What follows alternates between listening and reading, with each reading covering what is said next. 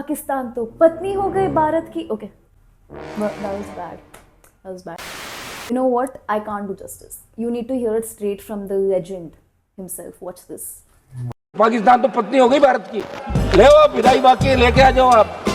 तुमने लगा हो गया काम, पाकिस्तान तो सुबह तक आ जाएगा. और आपने नाम भी सिंदूर रखा. ऐसा लग रहा था कि भारत पाकिस्तान की मांग में सिंदूर भर रहा है. ऐसा ही लग रहा था जब सिंदूर नाम रखा. और सिंदूर का मतलब ही हो गया, अरे हाँ तो ऐसे क्या कर रहे हो आप? खुद तो आधा घंटा भाषण दे दिया तो मुझे कह रहे हो जाओ आप कमाल कर रहे हो, तो नहीं बोलना. Now I know what you're thinking. You've seen the memes, the viral clips, the absolute comedy gold that occasionally emerges from our parliament. Some are fresh out of 2025. BJP क्या कहेंगे? आप क्या और क्या बोले? चू कित कित में खेल है. चू कित कित में चू धरा 400 में. कित कित कित कित कित कित कित कित कित कित कित कित कित कित कित कित. थैंक यू दादा, थैंक यू. हाँ, आपको तो दादा कह सकता हूँ ना. कहते वो नॉट फाइटिंग पाकिस्तान, देखो fighting China and Pakistan. Nehru ji का सर मेरे जैसा था. चुप कराओ, डोनाल्ड का मुंह बंद कराओ, नहीं तो हिंदुस्तान में मैकडोनल्ड को बंद कराओ अमेरिका के. Others, timeless classics.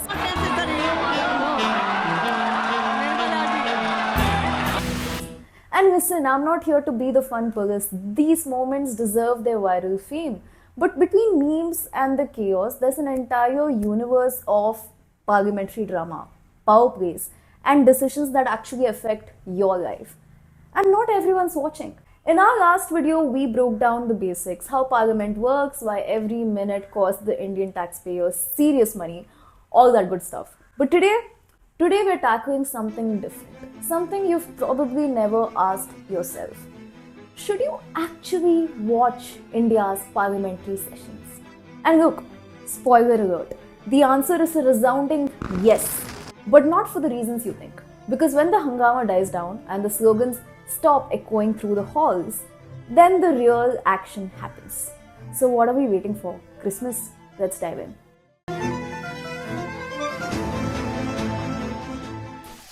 What are parliamentary sessions?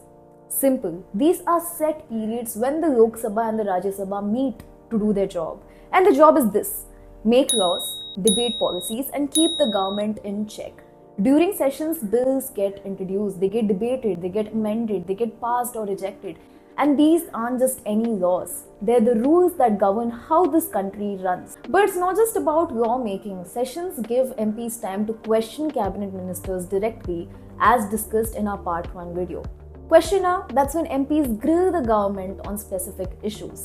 0 hour, MPs raise urgent matters that affect you, infrastructure problems, policy failures, public affair grievances, whatever needs attention related to constituency problems. विषय female foeticide से संबंधित ये विषय मैंने उठाया है, लेकिन सरकार का जो जवाब है उसमें ये साबित हो गया सरकार पूरी डिनायल में.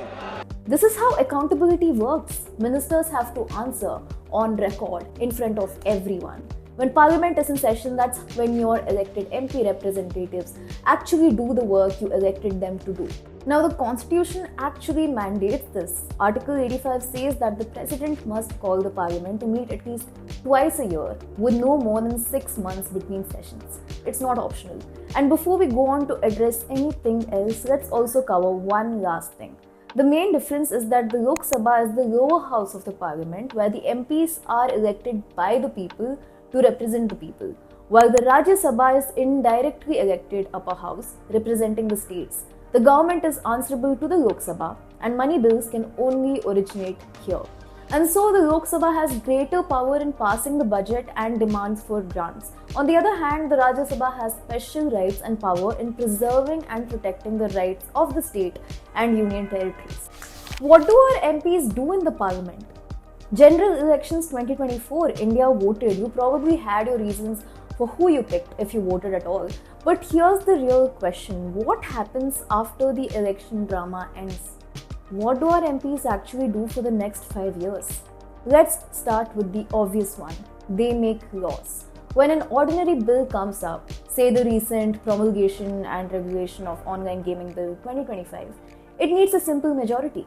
More than 50% of MPs present in the House have to vote yes. That's it.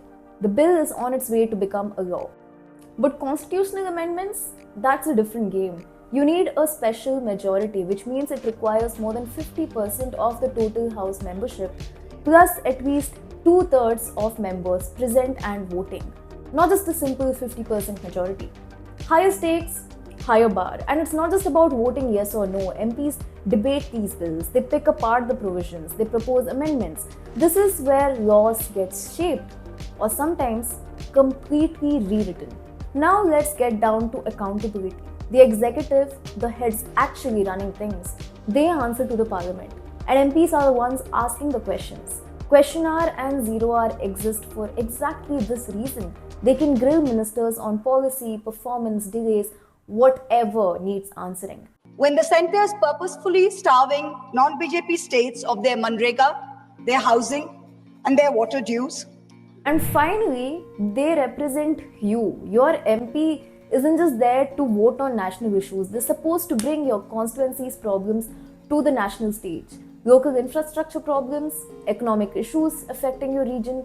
Your MP's job is to raise it on the floor of the House and make sure that it gets heard. So yeah, your vote just didn't end on election day. It put someone in parliament for 5 years to legislate, question and represent. Whether they actually do that, well, that's worth paying attention to. What should a voter be expecting and observing? By now you get it. What happens in the parliament is important. It's serious stuff. But here's what you might not realize.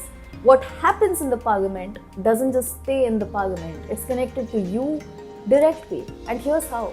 You need to know what your MP is doing. Live telecasts and the Digital Sansad App lets you see which debates your MP attends, what questions they ask, and how they speak or vote on key issues. This makes representation tangible. You can directly track whether your MP raises constituency concerns or simply remains silent in the House.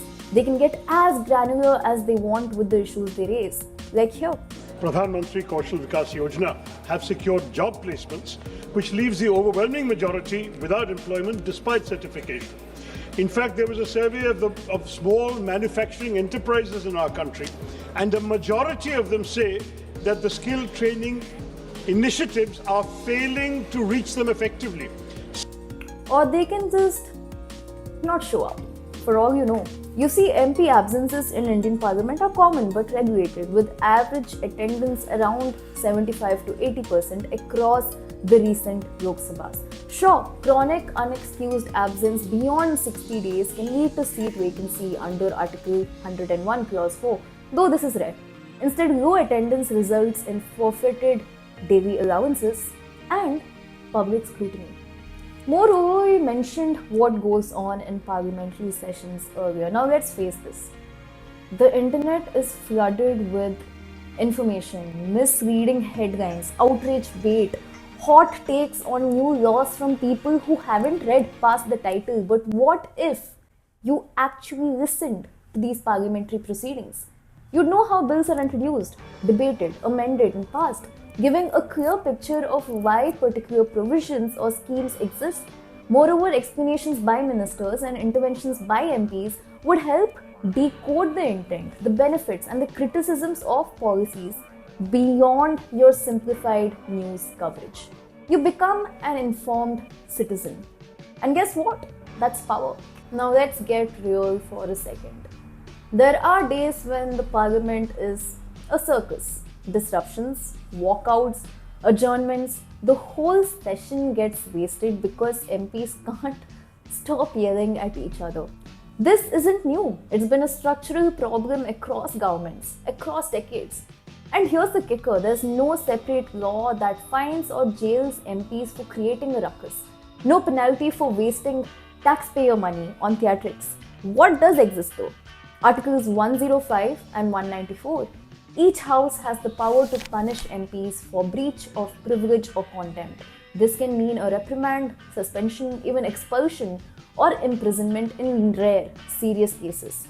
But those powers are rarely used for disruptions. The system relies more on public accountability than legal consequences, which brings us full circle. Parliament works successfully if you're watching. Your MP can skip sessions, pass bills without debate, stay silent on issues that matter to you, or they can show up, speak up, and actually represent you. But you only know which one they're doing if you pay attention. Democracy isn't a spectator sport, it's participatory. And the parliament, that's your arena, because India is a republic too, above anything, which ensures that each voice must be represented.